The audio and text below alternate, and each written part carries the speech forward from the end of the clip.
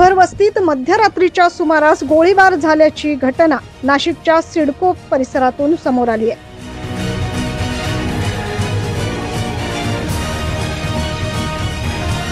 रात्री साधारण 11 ते पाऊण वाजता ही घटना घडल्याचं समोर आलेलं आहे।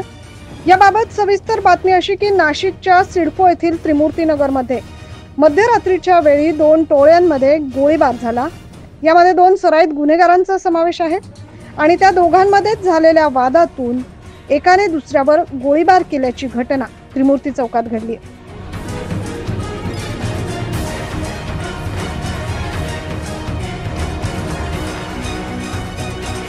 या गुंडांनी तलवार घेऊन परिसरात दहशत देखील माजवली।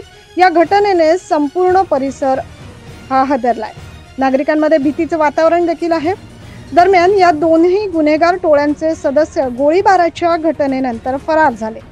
याबाबत अंबड पोलिसांकडून त्यांचा कसून शोध घेतला जात आहे।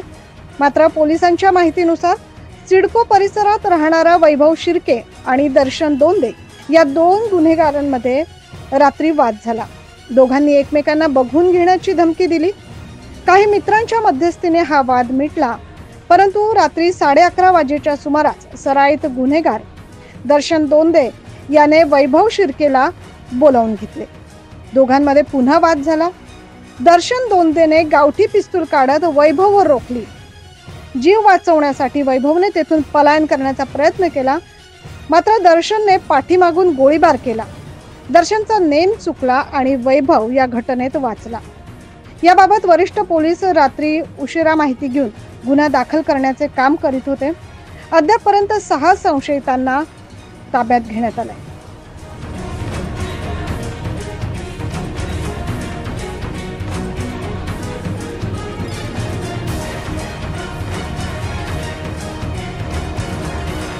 सदर घटनेचे हाणामारीचे काही सीसीटीव्ही फुटेज देखील समोर आलेत। यावरून अंबड पोलीस अधिक तपास करत आहेत। Bureau report 9 news Maharashtra.